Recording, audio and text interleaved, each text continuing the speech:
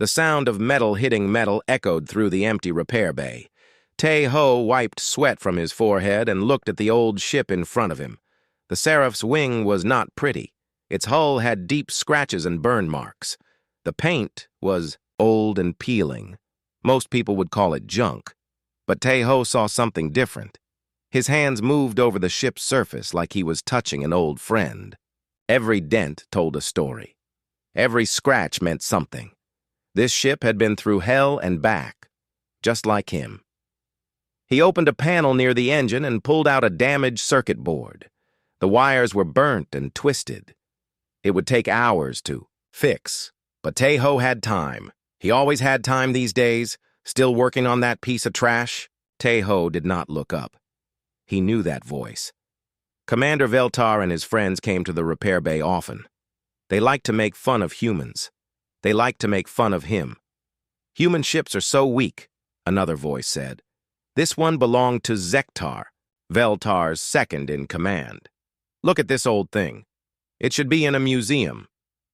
3 more alien pilots walked into the bay. They were all Vorthak, tall, blue-skinned beings with 4 arms and sharp teeth. They wore shiny flight suits that cost more than most humans made in a year. "Hey, old man," Veltar called out. "Why do you waste time on this garbage? Even if you fix it, it will never fly as fast as our new fighters." Tae-ho kept working. His hands were steady as he pulled out more damaged parts. He had heard this many times before. The aliens thought human technology was primitive. They thought humans were slow and weak. "I heard human ships can barely break light speed." Zektar laughed. "Our fighters can do 3 times that without trying." "And look at those weapons," another pilot said, pointing at the Seraph's wings gun ports. "Those plasma cannons are ancient. Our ships have quantum disruptors. Much better." Veltar walked closer to Tae-ho. The alien commander was almost 7 feet tall. His 4 arms were crossed over his chest. His yellow eyes looked down at the human with disgust. "You know what your problem is, human? You live in the past. This ship is from the old wars. Those days are over. Humans lost. Get used to it." Tae-ho finally looked up. His eyes were calm and gray like morning fog. There was something in those eyes that made Veltar step back for just a moment. But the alien quickly recovered. "Did I scare you, old man?" Veltar grinned, showing his sharp teeth. "Maybe you should find a different job, something easier, like cleaning toilets." The other pilots laughed. They thought this was very funny.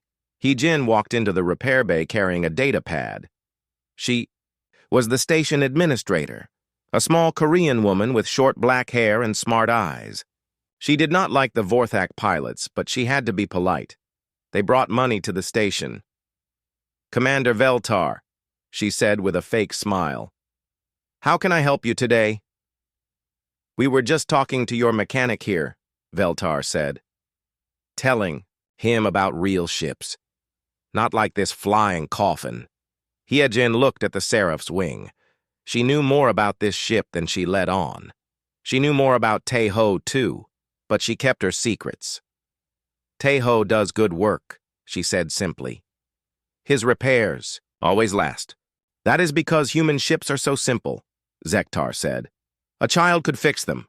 Our ships need real engineers, people with education." Tae-ho went back to his work. He connected new wires to the circuit board. His movements were precise and sure. Each connection was perfect. He did not need to think about it. His hands knew what to do. "Look at him," Veltar said. "He does not even use diagnostic tools. How primitive." What the aliens did not understand was that Tae-ho did not need tools. He could feel what was wrong with the ship. He could hear it in the way the engines hummed. He could see it in how the lights flickered. This ship was part of him. "Why do you even bother?" another pilot asked. "This ship will never fight again. It should be scrapped for metal." Tae-ho's hands stopped for just a second. Something cold passed through his eyes. But then he continued working. "Every ship deserves to fly," he said quietly. His voice was rough. From years of not talking much, The pilots laughed harder. "Listen to him," Veltar said. "He thinks ships have feelings. How cute." "Humans are so emotional," Zektar agreed. "That is why they lose wars. They get attached to things." Hyejin watched Taeho work. She saw how gentle his hands were with the old components. She saw how he cleaned each part before installing it. This was not just a job for him. This was something more. "The new Federation patrol is coming tomorrow," she told Veltar.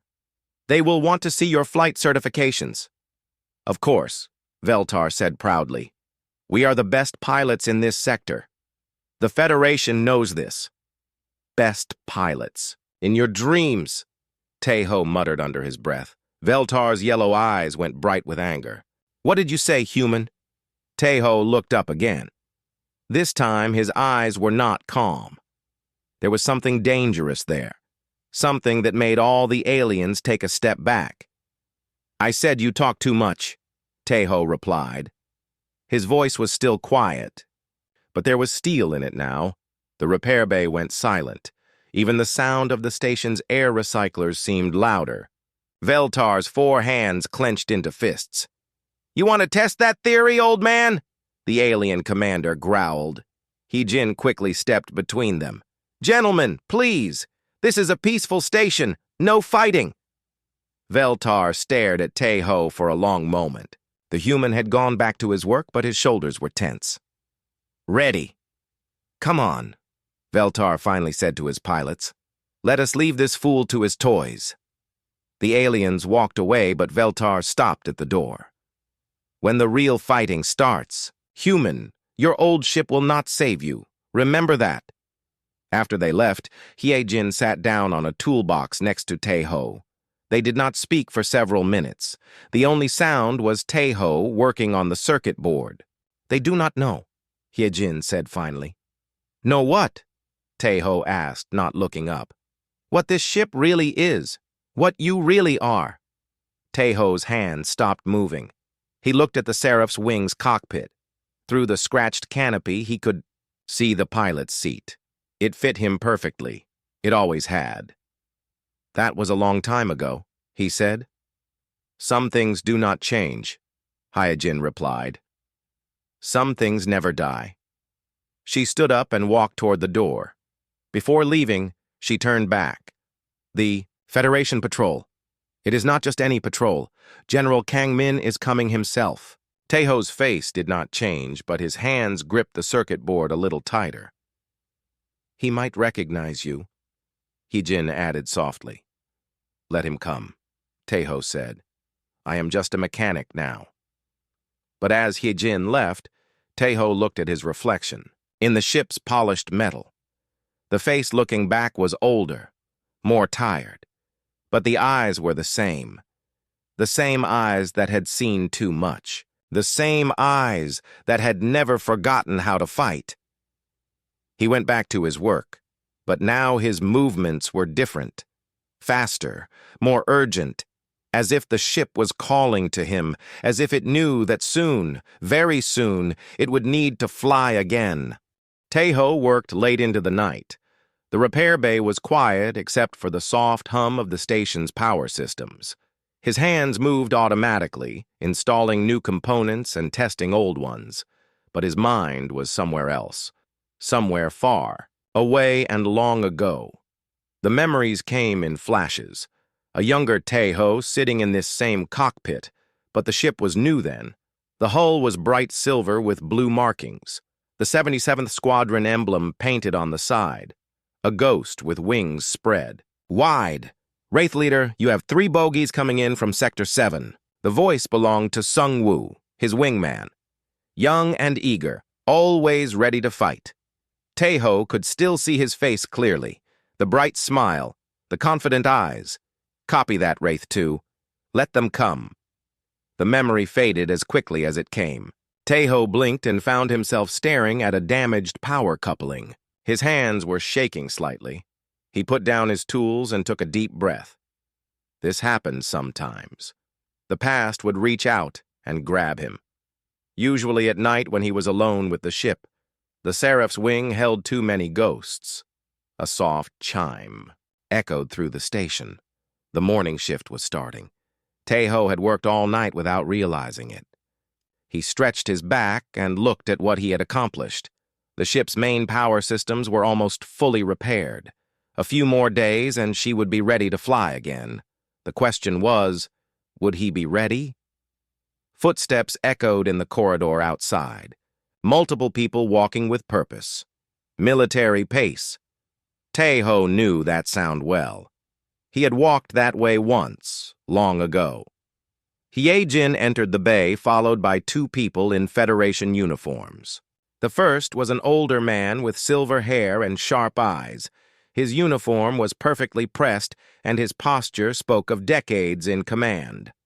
This had to be General Kang Min. The second was a young woman with lieutenant's bars on her collar. She had intelligent eyes that seemed to take in everything at once. Her name tag read, "So Young." "General, this is our maintenance section," Hye-jin said. "Tae-ho, our senior mechanic, has been working on some of the older ships." Kang Min nodded, politely, but his attention was drawn to the Seraph's wing. He walked around the ship slowly, taking in every detail. His expression was unreadable. "This is a Terran Defense Force corvette," he said finally. "Marks a 7th configuration. I have not seen one of these in years." "It is an old ship," Tae-ho said simply. He did not look up from his work. "Old, yes," Kang Min agreed, "but well-maintained. These ships were the backbone of the human fleet during the war." So Young was studying her data pad.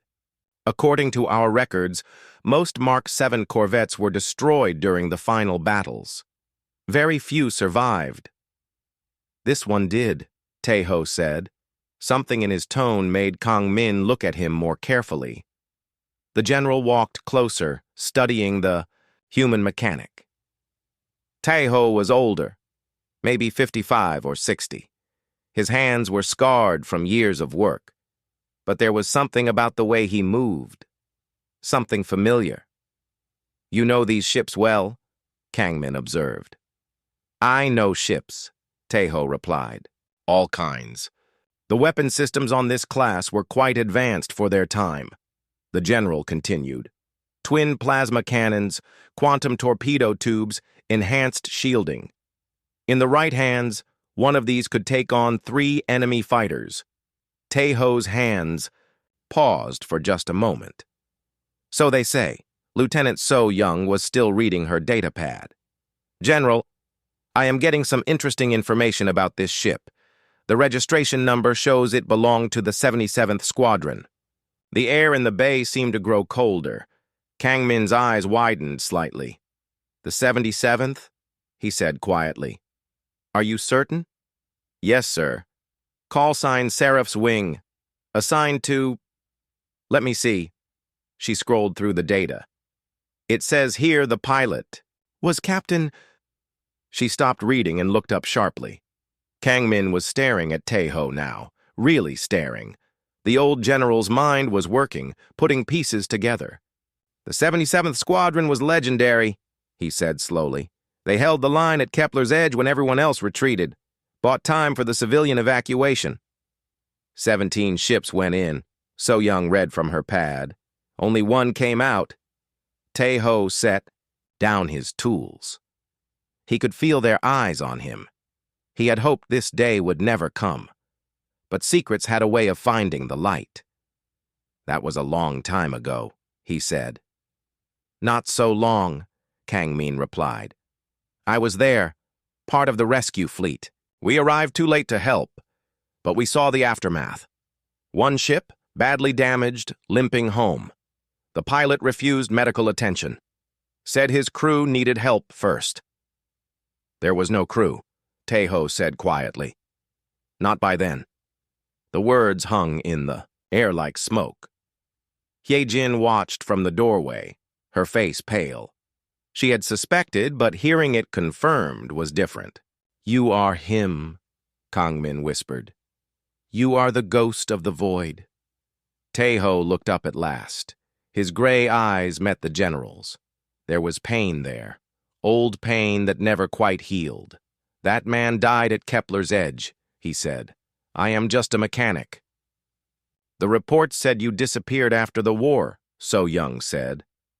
"No one knew what happened to you." "I wanted it that way." Kang Min walked around the ship again, but now he was seeing it differently. This was not just any old corvette. This was history. This was legend. "They gave you the Medal of Valor," he said. "The Federation's highest honor. You never claimed it. Medals do not bring back the dead." A soft alarm chimed through the station. Hai Jin checked her communicator and frowned. "What is it?" Kang Min asked. "Long-range sensors are picking up something," she said. "Multiple ships moving toward our sector. Configuration unknown." So Young was already working on her pad. "General, I am reading at least 40 vessels. Moving fast. They will be here in 6 hours. Kang Min's expression hardened. "Vorthak?" "Most likely. The size and formation match their attack patterns." "How many Federation ships do we have in the area?" the general asked. 3 patrol craft," Hyejin replied. "Nothing that could handle a force that large." Kang Min looked at the Seraph's wing, then at Tae-ho. "Is she ready to fly?" "Almost," Tae-ho said. "A few more hours." "We may not have a few more hours." Tae-ho stood up and walked to the ship's nose. He placed his hand on the hull and closed his eyes. He could feel the ship's systems humming beneath his palm. The engines were strong, the weapons were functional, the shields would hold. "She will fly," he said. "The question is whether she should." "What do you mean?" So Young asked. Tae-ho turned back to them. For a moment, they could see past the tired mechanic to the man he used to be, the pilot who had become a legend. "This ship has seen enough war," he said. "So have I." "Sometimes we do not get to choose," Kang Min replied gently. Just then, Commander Veltar and his pilots walked into the bay. They were laughing about something. But they stopped when they saw the Federation officers. "General," Veltar said with a mocking bow. "Come to admire human engineering?" "Commander," Kang Min nodded curtly. "I hope you are not planning to use that old ship in a real fight," Veltar continued. "It would be embarrassing for the Federation. Better to let real pilots handle any trouble." Tae-ho was watching the alien pilots. He noticed how they stood, how they moved. These were not warriors. They were bullies who had never faced real danger. "The Vorthak fleet will be here soon," Veltar said casually. "When they arrive, you will see what real fighting looks like." The words hit the room like a physical blow. Kang Min spun around to face the alien commander. "You know about the fleet?" he demanded. Veltar's grin showed all his sharp teeth. "Of course. We are part of it." Everything happened very fast then. So Young reached for her weapon, but Veltar was quicker. His forearms moved like lightning, and suddenly he had a plasma rifle pointed at the general. "I would not," the alien said. "My friends outside have your patrol ships covered. This station is ours now." "You are making a mistake," Kang Min said calmly. "The only mistake was letting humans build stations this far out," Veltar replied. "The galaxy belongs to the strong. Humans had their time. Now it is over." Tae-ho had not moved during the confrontation. He stood perfectly still, his hand still resting on the ship's hull. But his eyes were different now. The tired mechanic was gone. Something else was taking his place. "Veltar," he said quietly. The alien commander looked at him with contempt. "What, old man? Want to beg for your life?" "I want to give you one chance," Tae-ho replied. "Walk away. Take your fleet and go. Do not make me stop you." Veltar laughed. It was a harsh, ugly sound. "You? Stop us? With what? That flying museum?"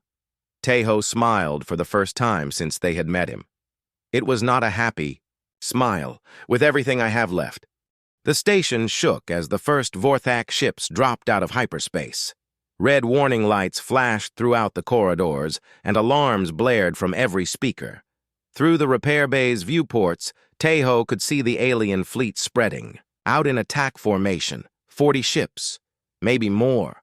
All of them bigger and better armed than anything the Federation had in this sector.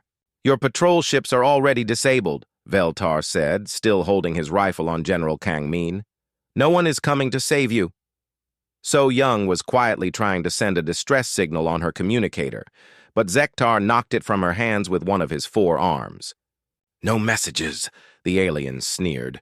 "This will be over quickly." Hyajin backed toward the door, but 2 more Vorthak pilots blocked her way. They were trapped.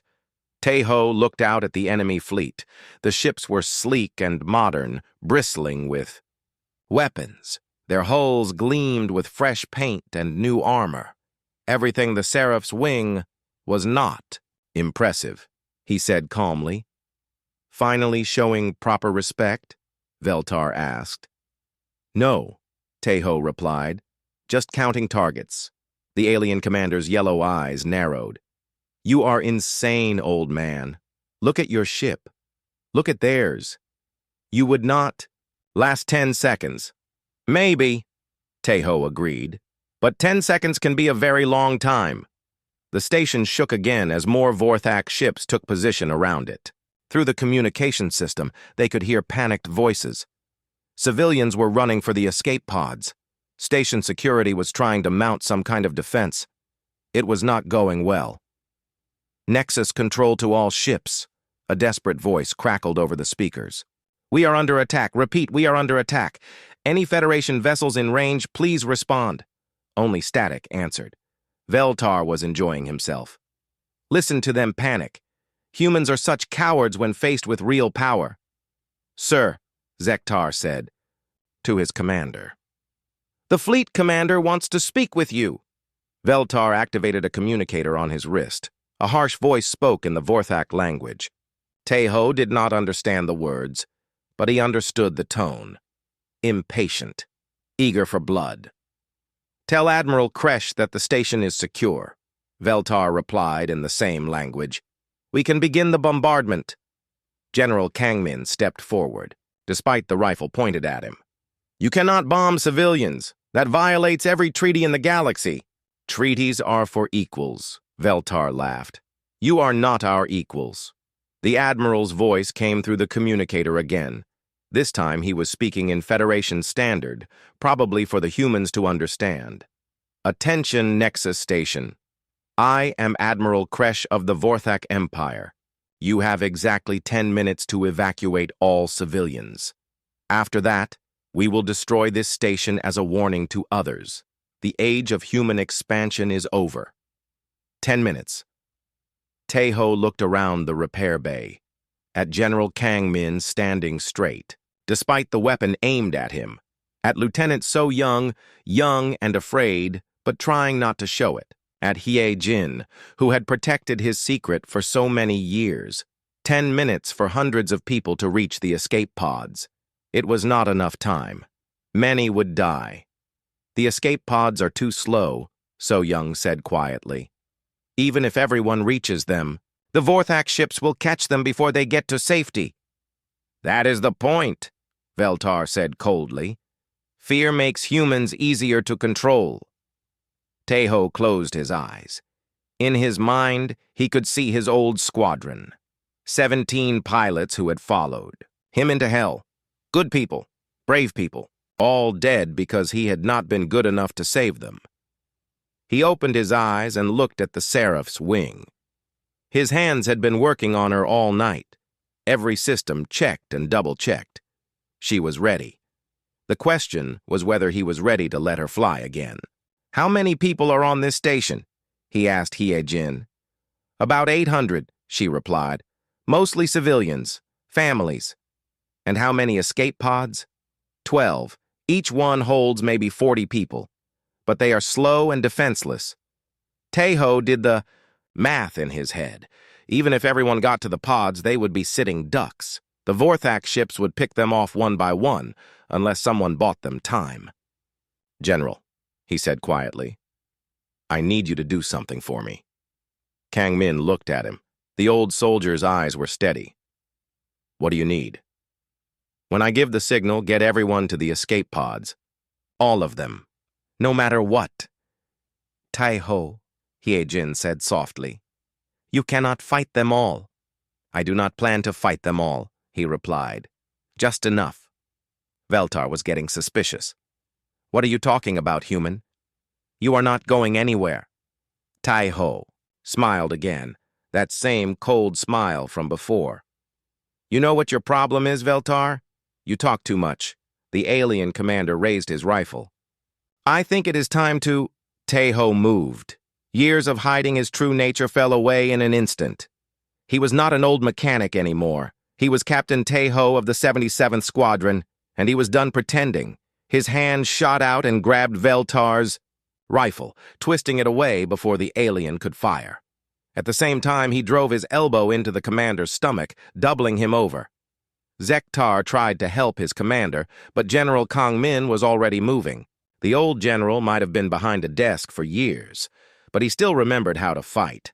His fist connected with the alien's jaw, sending him crashing into a tool rack. The other Vorthak pilots reached for their weapons, but they were too slow. So Young had recovered her dropped communicator and was already calling for station security. In seconds, the situation had completely reversed. Go, Tai-ho told them as he held Veltar's rifle. Get the evacuation started. I will be right behind you. Sir, So Young said to General Kang Min, what about the fleet? Even if we evacuate the station, they will just attack somewhere else. Kang Min looked at Tai-ho. The old pilot was already moving toward his ship. I think the captain has a plan for that. Tai-ho climbed into the Seraph's wing's cockpit for the first time in 20 years. The seat fit him perfectly, just like he remembered. His hands found the controls without thinking, muscle memory that had never truly faded. The engines came, online with a deep, thrumming roar. The sound was different from modern ships, older, angrier, like a beast waking up after a long sleep. Tai-ho, Hye-jin called from outside the ship. You do not have to do this. He looked down at her through the cockpit canopy. Yes, I do. Why? He thought about that for a moment, about his lost squadron, about the families on this station, about the choice between running away and standing firm. Because someone has to. The Seraph's wing lifted off the repair bay floor. Her repulsors hummed with barely contained power. Through the ship's sensors, Tai-ho could see the Vorthak fleet positioning itself around the station. They thought they had already won. They were about to learn otherwise. Station control, this is Seraph's wing requesting immediate launch clearance. There was a pause. Then a confused voice replied, Seraph's wing, you are not on any flight schedules. Please identify yourself. This is Captain Tai-ho, call sign Wraith Leader. I am declaring a combat emergency and taking command of station defense. Another pause, much longer this time. Then, Wraith Leader, sir, launching bay doors are opening now. Good hunting. The massive doors of the repair bay slid apart, revealing the star-filled void beyond. And hanging in that void, like vultures, were the ships of the Vorthak fleet. Admiral Kresh's voice came over the communication channel. Unknown ship, you will power down immediately and return to the station. Any hostile action will result in your immediate destruction. Tai-ho activated his own communicator. When he spoke, his voice was calm and steady. The voice of a man who had stared death in the face and refused to blink. Admiral Kresh, this is Captain Tai-ho of the Terran Defense Force. You have exactly 60 seconds to withdraw your fleet from this system. This is your only warning. Laughter filled the channel. Not just from Kresh, but from dozens of Vorthak pilots. They thought this was the funniest thing they had ever heard. One ship? Kresh finally managed to say. One old, broken-down human ship? You will face my entire fleet? If that is what it takes. The laughter died.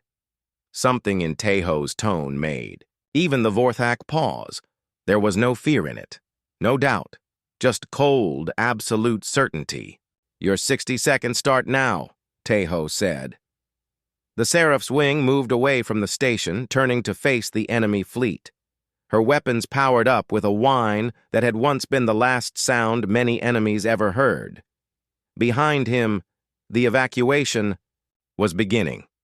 The first escape pods were launching, carrying precious cargo toward safety. But they were still too slow, too vulnerable. Taeho would have to buy them time, all the time he could. The 60 seconds passed. "Your choice, Admiral," he said. Then the ghost of the void went to work. The first 3 Vorthak fighters died before they knew they were under attack.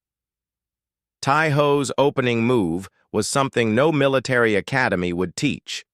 Instead of running or taking a defensive position, he flew straight into the heart of the enemy. Formation. The Seraph's wing moved like liquid lightning, rolling and diving between the larger ships. His plasma cannon spoke in quick, precise bursts. Each shot found its target. The first fighter exploded in a ball of fire. The second lost its entire starboard wing and spun helplessly into space. The third simply vanished, vaporized by a direct hit to its reactor core. What was that? Admiral Kresh's voice crackled over the communication channel. "Report!" "Sir, we have lost 3 fighters," came a panicked reply. "The human ship. It is not possible. It moved faster than our sensors could track." Taeho was already lining up his next target. A larger Vorthak destroyer was turning to bring its guns to bear. Too slow. The Seraph's wing danced around its weapons fire like a ghost in the wind. "Target the engines," Taeho whispered to himself. An old habit from his squadron days. His quantum torpedoes lanced out, punching through the destroyer's shields and tearing into its engine compartment. The ship did not explode, but it went dead in space, powerless and helpless. "All ships, concentrate fire on the human vessel," Kresh ordered. "Bring it down now!" The space around Taeho filled with energy blasts and missile trails. Any normal pilot would have been overwhelmed in seconds. But Taeho was not normal. He had learned to fly in the crucible of the Terran defense wars, where one mistake meant death. The Seraph's wing twisted through the barrage like she was dancing. Every movement was perfect, calculated to the microsecond. Taeho's hands moved over the controls without conscious thought. Man and machine had become one deadly entity. "Impossible," breathed Commander Veltar, watching from the station's security center where he was now being held prisoner. "No one flies like that." General Kang Min was watching too from the evacuation center. His eyes were wide with something between awe and terror. "I had heard the stories," he said quietly, "but seeing it—" "What stories?" Lieutenant So Young asked as she coordinated the escape pod launches. "They called him the Ghost of the Void for a reason," Kang Min replied. "In the war, he once held off an entire Carrion battle group for 6 hours, single-handed. They sent 20 ships to kill him. He destroyed 16 and sent the rest running. Another Vorthak fighter exploded as Taeho's guns found their mark. The pilot had tried to match the humans' maneuvers. It was like a child trying to race the wind." "Sir," a Vorthak pilot reported to Admiral Kresh. "We cannot get a target lock. His ship keeps disappearing from our sensors." It was true. The Seraph's wing had stealth capabilities that were advanced even by current standards. But more than that, Taeho knew how to use them. He would vanish from sensors, strike from an impossible angle, then disappear again before return fire could find him. "Engines at 90%, he muttered, reading his instruments. "Shields holding. Weapons fully charged." The ship was performing better than it had any right to. 20 years of careful maintenance had kept her in perfect condition. Every system was tuned to perfection. She was ready for this fight, even if her pilot was not sure he was. A memory flashed through his mind. Sung-Woo's voice over the radio during their last battle. "Wraith leader, there are too many of them. We need to fall back." "Negative, Wraith," 2. We hold the line. Those transports need more time. Sir, we are outnumbered 10-1. Then we will just have to be 10 times better. The memory faded as a Vorthak cruiser's main guns opened fire. Massive energy beams that could destroy. A city block lanced through space where the Seraph's wing had been a split second before. You missed, Tejo said calmly over the open channel. His response was to put 2 torpedoes into the cruiser's bridge. The ship survived, but its command center was gone. It drifted helplessly, its crew probably dead or dying. How many escaped? Pods have launched, he asked, switching to the station's frequency. 7 so far, So Young replied. We need at least 10 more minutes. 10 minutes. Tejo looked at his tactical display. The Vorthak fleet was regrouping, trying to surround him. Smart. If they could pin him down, their superior numbers would tell. He would not let that happen. Switching to attack pattern Gamma, he announced to no one in particular. Another old habit. In his squadron, everyone needed to know the plan. But his squadron was gone. He was alone.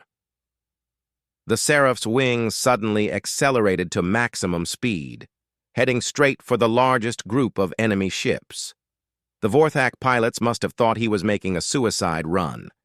They opened fire with everything they had. Tejo waited until the last possible second, then pulled up sharply. The old ship groaned under the stress, but her frame held. He skimmed over the enemy formation so close that his shields sparked against their hulls. As he passed, he dropped a spread of proximity mines. The small devices activated seconds later, sending shockwaves through the tightly packed enemy ships.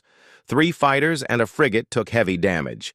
Stop playing with them, Admiral Kresh's voice boomed over the channel. All ships, ramming, speed. Destroy that ship whatever the cost. Tejo's blood went cold. Ramming attacks were banned by every civilized treaty. But if the Vorthak were willing to sacrifice their own ships to destroy him... Evacuation status, he called urgently. Pod 9 just launched, came the reply. 3 more to go. Not enough time. If the Vorthak ships charged him all at once, some would get through. And if they were willing to ram the station itself, Tejo made a decision that would have gotten him court-martialed in any sane military. He turned the Seraph's wing toward the largest enemy ship, Admiral Kresh's flagship, and accelerated to attack speed. What is he doing? Veltar demanded, staring at the tactical display in disbelief. Something incredibly stupid, General Kang Min said, or incredibly brave. The flagship was a massive Vorthak dreadnought, 10 times the size of the Seraph's. Wing, its armor could withstand direct hits from capital ship weapons. Its shields could stop a small asteroid. Tejo flew straight at it. Human fool, Kresh's voice crackled with rage. You cannot hurt this ship. I will ram your station and kill everyone aboard. No, Tejo replied calmly. You will not. He fired everything he had. Plasma cannons, quantum torpedoes, even the small point defense guns. The barrage was impressive, but hopeless. It barely scratched the dreadnought's shields. But that was not the point. At the last second, Tejo pulled up and over the flagship. As he passed above its bridge, he dropped his remaining mines directly onto the ship's sensor array. The explosions were small, barely noticeable on a ship that size, but they were precisely placed. The dreadnought's main sensors went dark, blinding the flagship and disrupting the coordination of the entire fleet. I cannot see, Kresh roared. All ships, attack independently. Find that human and destroy him. But without central coordination, the Vorthak formation began to fall apart. Ships moved to avoid collisions with their own allies. Others fired wildly, trying to hit a target they could not track. In the chaos, Tejo struck again and again. The Seraph's wing appeared and disappeared like her namesake, dealing death and vanishing before the enemy could respond. Pod 11. Away, So Young reported. 1 more to go. Tejo checked his instruments. His ship was holding up well, but he was running low on ammunition. and the Vorthak were starting to adapt to his tactics. "Sir," a Vorthak pilot reported to his admiral, "the human ship's stealth system has a pattern. I think I can predict where it will appear next." Tae-ho heard the transmission and smiled grimly. They were learning, but he had one more trick to show them. "Pod 12 launching now," came the final evacuation report. "All civilians are clear of the station." The last escape pod cleared the station's docking bay and began its slow journey toward the hyperspace jump point. In a few minutes, it would be safe. But Tae-ho's job was not done. The Vorthak fleet was still here, still dangerous. If he let them go, they would just attack somewhere else. More innocent people would die. "Admiral Kresh," he called over the open channel, "this is your last chance. Withdraw your fleet now, or I will destroy it." The laughter that answered him was bitter and angry. "With what, human? You are one ship. We are many. You cannot fight us all." "You are right," Tae-ho agreed. "I cannot fight you all." He paused, looking at the tactical display. 40 enemy ships still remained, though many were damaged. His own ship was running on fumes, her weapons nearly empty. But there was still one weapon left, one that he had hoped never to use again. "I cannot fight you all," he repeated, "but I do not have to." The Seraph's wing suddenly changed course, heading not for the enemy fleet, but for something else. Something that made every Vorthak pilot go silent with sudden understanding. He was flying toward the system's star. The star hung before them like a burning eye, its surface churning with solar flares that could destroy any ship that came too close. Tae-ho was flying straight toward it, and the Vorthak fleet was following. "He has lost his mind," Admiral Kresh declared over the communication channel. "The radiation will kill him long before he reaches the star itself." But Lieutenant So-young, watching from the station, understood what Tae-ho was really doing. She had studied the old war records. She knew about the Battle of Kepler's Edge. "General," she said urgently to Kang Min, "he is going to use a solar flare as a weapon." The old general's eyes widened. "Just like at Kepler's Edge. But that is impossible. No one could calculate the timing precisely enough." "He did it once before," So-young reminded him. On his pursuit course, Tae-ho was reading his instruments carefully. Solar activity was increasing as he approached the star. Massive magnetic storms raged across its surface, building towards something big. He could feel it in the way his ship's systems responded to the radiation. 20 years ago, at Kepler's Edge, he had done something that military scientists said was impossible. He had used a solar flare as a weapon, timing his attack to coincide with a massive eruption from the star. The energy release had destroyed an entire enemy fleet. It had also killed his squadron. 17 brave pilots who had followed him, too. "Close to the sun. Not this time," he whispered to himself. "This time I go alone." The Vorthak fleet was spreading out behind him, trying to box him in before he could reach the star's dangerous radiation zone. They thought they could trap him in open space and finish him with concentrated fire. They were wrong. All ships, maximum. "Speed!" Kresh ordered. "Do not let him reach the star!" But Tae-ho had timed this perfectly. The Seraph's wing was faster than most Vorthak ships, and he had a head start. More importantly, he knew something they did not.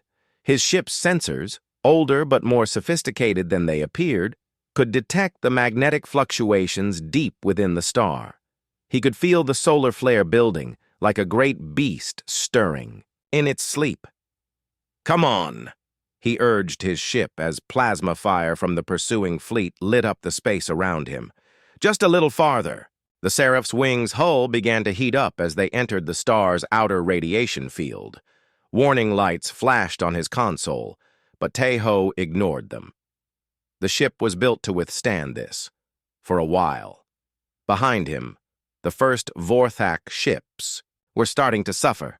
Their newer, more advanced systems were actually more vulnerable to solar radiation than his older, simpler technology. Several fighters were already falling back, their electronics failing. "Sir," a Vorthak pilot reported to Admiral Kresh. The radiation is interfering with our targeting systems.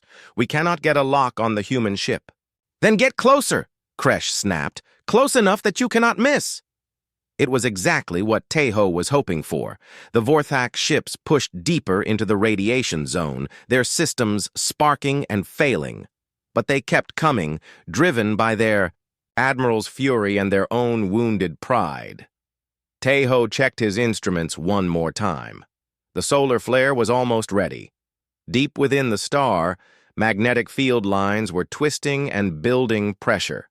When they snapped, the result would be spectacular and deadly. "Wraith leader to all ships," he said into his communicator, using his old call sign for the first time in 20 years. "This is your final warning. Break off your attack and withdraw immediately." "We do not take orders from ghosts," Admiral Kresh replied. "Then you will die like fools." The solar flare erupted. It began as a bright flash on the star's surface, brighter than 1,000 nuclear explosions. Then came the radiation wave, expanding outward at the speed of light. The electromagnetic pulse was strong enough to fry electronics across half the solar system, but Teho was ready for it. The Seraph's wings systems shut down automatically, switching to hardened backup circuits that had been designed specifically for this kind of environment. For 30 seconds, the ship went completely dark, drifting on momentum alone. The Vorthak fleet was not so lucky. Their modern ships, with their sophisticated computers and advanced weapons, died instantly. One by one, the enemy vessels went dark, as the electromagnetic pulse burned out their electronics. Some exploded as their reactors lost containment. Others simply drifted helplessly in space. When the radiation cleared, only a handful of Vorthak ships remained operational. The rest floated dead in the void, their crews probably still alive but trapped in powerless hulks. Admiral Kresh's flagship was among the survivors, its massive bulk and heavy shielding having protected it from the worst of the pulse. But even it was badly damaged. "Impossible," Kresh whispered as his ship's system slowly came back online. "No one could have planned that. No one could have known exactly when the flare would erupt." But Teho had known. He had felt it in the way his instruments resonated with the star's magnetic field. Some called it instinct. Others called it luck. His squadron had called it magic. The Seraph's wings systems came back online with a soft hum. Teho ran a quick diagnostic, minor radiation damage to the hull. Some circuits would need replacing. But the ship was still functional, more than he could say for most of the enemy fleet. "This is Captain Teho to all surviving Vorthak vessels," he announced over the communication channel. "You have exactly 5 minutes to collect your survivors and leave this system. Any ship still here after that time will be destroyed." "You are bluffing," Kresh replied, but his voice lacked its earlier confidence. "Your ship is damaged. You have no weapons left." Teho smiled coldly. He still had one weapon, the most dangerous one of all, himself. "Admiral, I suggest you check your tactical display very carefully." There was a pause. Then Kresh's voice came back, much quieter than before. Where are you?" The Seraph's wing had vanished from their sensors again, hidden by the electromagnetic interference from the solar flare. But Teho was out there somewhere, watching them, hunting them. 4 minutes and 30 seconds, Teho announced calmly. The first rescue ship appeared, moving toward one of the disabled Vorthak vessels. Teho let it go. These were survivors, not combatants.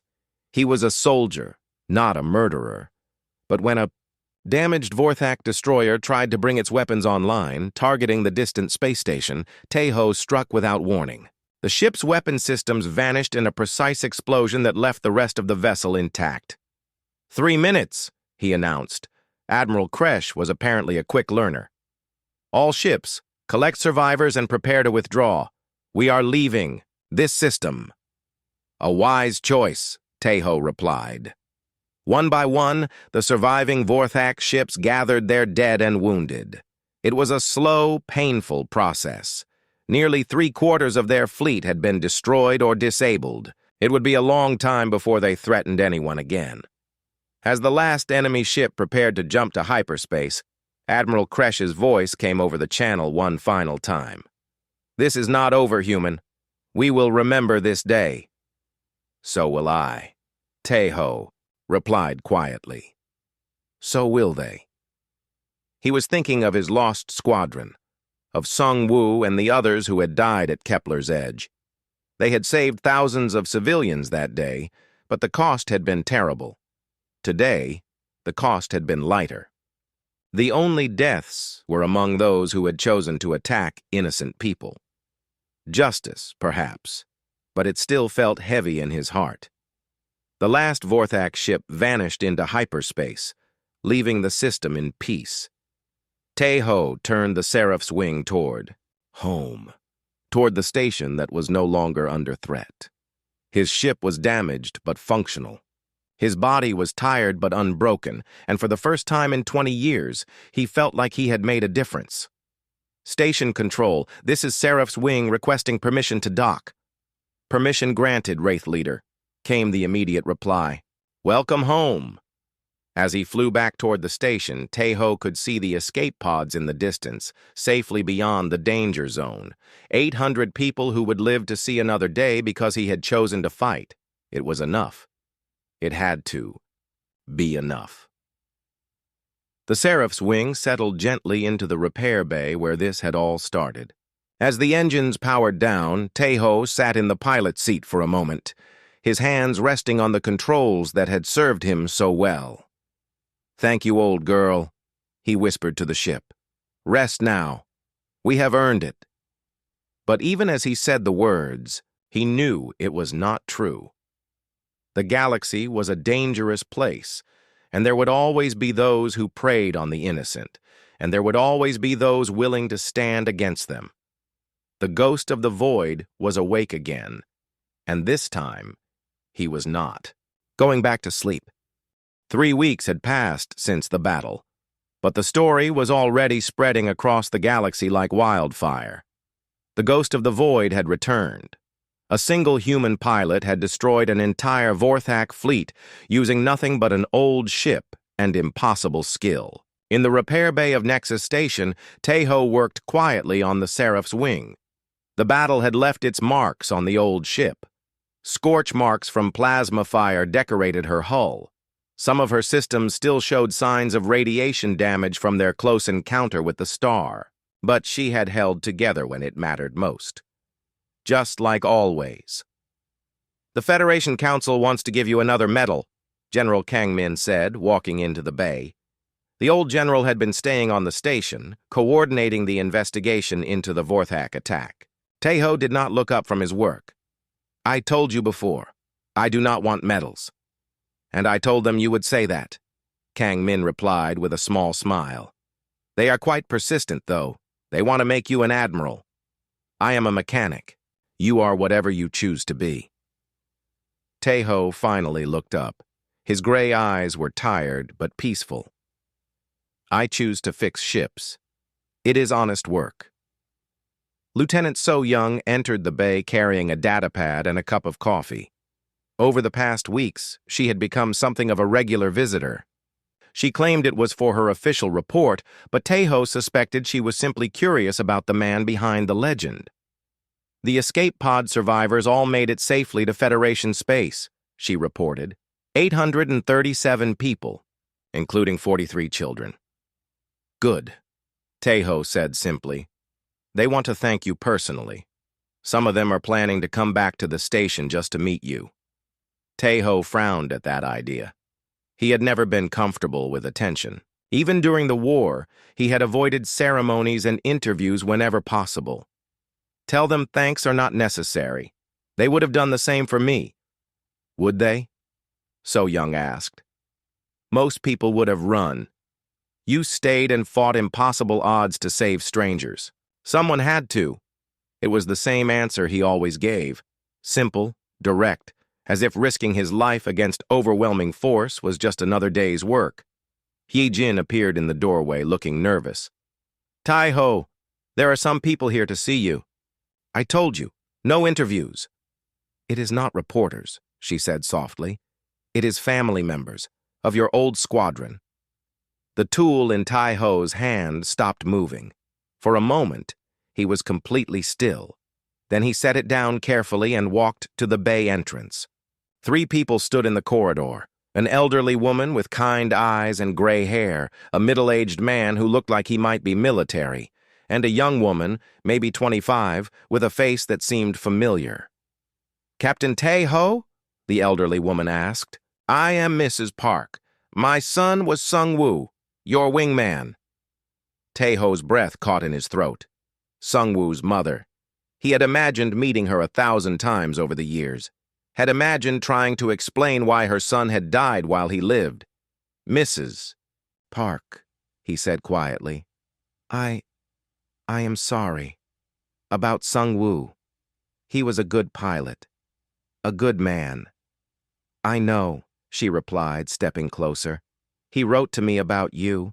Said you were the best commander he had ever served under. Said you cared about your pilots like they were family." "I failed them," Tai-ho said, the words heavy with 20 years of guilt. "I led them into a battle they could not win." "You led them into a battle that saved millions of lives," the middle-aged man said. He stepped forward and saluted. "Major Kim, 15th Fleet Intelligence. My brother was Lieutenant Kim Dal-ho, your communications officer," Tai-ho remembered. Dal-ho had been young and eager, always volunteering for the most dangerous missions. He had died trying to relay targeting data during the final moments of the battle. "Sir," Major Kim continued, "I want you to know that my brother considered it an honor to serve under you. His last transmission said the squadron was holding the line, buying time for the civilian transports. You gave him a chance to die for something that mattered." The young woman stepped forward last. She had Sung-woo's eyes, Tai-ho realized, and his smile. "I am Park Min-ji," she said. "Sung-woo was my uncle. I never got to meet him, but I grew up hearing stories about the 77th Squadron, about how they saved an entire world." "The stories are probably exaggerated," Tai-ho said. "Are they?" Min-ji asked. She pulled out a data pad and showed him a recording. "This is from the civilian transport Pride of Earth, the last ship to escape Kepler's Edge." The recording started playing. It showed the view from the transport's rear cameras as they fled the dying planet. In the distance, massive explosions lit up space as the 77th Squadron fought their last battle. A voice came from the recording's audio. An older man, probably the transport captain. "Those fighters. They are not retreating. They are holding position between us and the enemy fleet." Another voice, younger. "Captain, the military frequency is ordering all ships to fall back. Why are they not moving?" "Because they are buying us time," the captain replied quietly. "They know they cannot win, but they are giving us a chance to escape." The recording showed the moment when the last fighter of the 77th Squadron finally went silent. The space around Kepler's Edge was full of wreckage from both sides, but the transport was safe, along with dozens of others. 47 transports escaped that day, Min-ji said as the recording ended. Over 200,000 civilians, because 17 pilots chose to stand and fight. Tai-ho was quiet for a long moment. Around him, the others waited respectfully. "I have carried their deaths for 20 years, he finally said. "Wondered if it was worth it, if I made the right choice." "Look around you," Mrs. Park said gently. "This station has 800 people on it. 3 weeks ago, they would all be dead if you had not been here. My son would be proud." "We all would be," Major Kim added. General Kang Min cleared his throat. "If I may interrupt, there is something else you should know. The Federation has been monitoring Vorthak communications since the battle. Their military is in chaos. Half their fleet commanders are demanding to know who this ghost of the void really is. The other half are refusing to engage any human ships at all. Fear, So Young added. You have put the fear of humanity back into them. And it is not just the Vorthok, Kang Min continued. Other species that have been testing our borders are suddenly being much more careful. The story of what happened here is spreading. They are remembering that humans can be dangerous when threatened. Taeho walked back to his ship and placed a hand on her hull. The Seraph's wing had been his partner in this fight, just as she had been 20 years ago. What happens now? He asked. That depends on you, Kang Min replied. The Federation would love to have you back in active service. There are always missions that need a pilot with your skills. Or you could stay here, He-Jin suggested. Keep being a mechanic. The station could use someone with your experience. Or you could do both, So Young said thoughtfully. Officially, you could remain a civilian contractor. Unofficially. Well, the galaxy is a big place. There are always people who need help. Taeho considered this. He looked at the faces around him. At Mrs. Park, who had forgiven him for surviving when her son had not. At Major Kim, who honored his brother's sacrifice. At Minji, who represented a new generation that had grown up free because of what the 77th Squadron had done. I am tired of running, he said finally. I spent 20 years trying to forget who I was, trying to pretend that the war was over. The war is over, Kang Min said gently. No, Taeho replied, looking out through the bay's viewport at the stars beyond. The war never ends. It just changes shape. There will always be those who prey on the innocent, and there will always be those who stand against them. He turned back to the group. I will stay here. Keep fixing ships, but when someone needs help, when innocent people are in danger, the ghost of the void will answer the call. Mrs. Park smiled and walked over to him. Without warning, she reached up and hugged the tall pilot. Thank you, she whispered. For carrying their memory, for carrying on their fight. Taeho hugged her back, feeling a weight lift from his shoulders that he had carried for 2 decades. No, he said softly. Thank you for reminding me why they died and why I lived. As the visitors left, Taeho returned to his work on the Seraph's wing, but something had changed. His movements were lighter, his expression more peaceful. General Kang Min lingered for a moment. You know, there is one more thing the Federation wants to give you. Not a medal or a promotion. What? A squadron. They want you to train a new generation of pilots. Teach them what you know. Taeho paused in his work. The 77th Squadron died at Kepler's Edge. Yes, Kang Min agreed. But maybe it is time for it to be reborn. After the general left, Taeho worked in silence for a while. Then he activated his communicator and connected to the station's personnel files. Computer, create a new file. Designation, 77th Squadron Training Program. Instructor, Captain Taeho. Call sign, Wraith Leader. The computer beeped acknowledgement. Taeho smiled and went back to his work. The Seraph's wing was almost ready to fly again. And soon, she would not be flying alone. The ghost of the void had returned. And this time, he was not planning to disappear. In the depths of space, other predators were watching and learning. They had heard the stories. They knew what one human pilot could do with an old ship and the will to fight. Most would think twice before threatening innocent people again.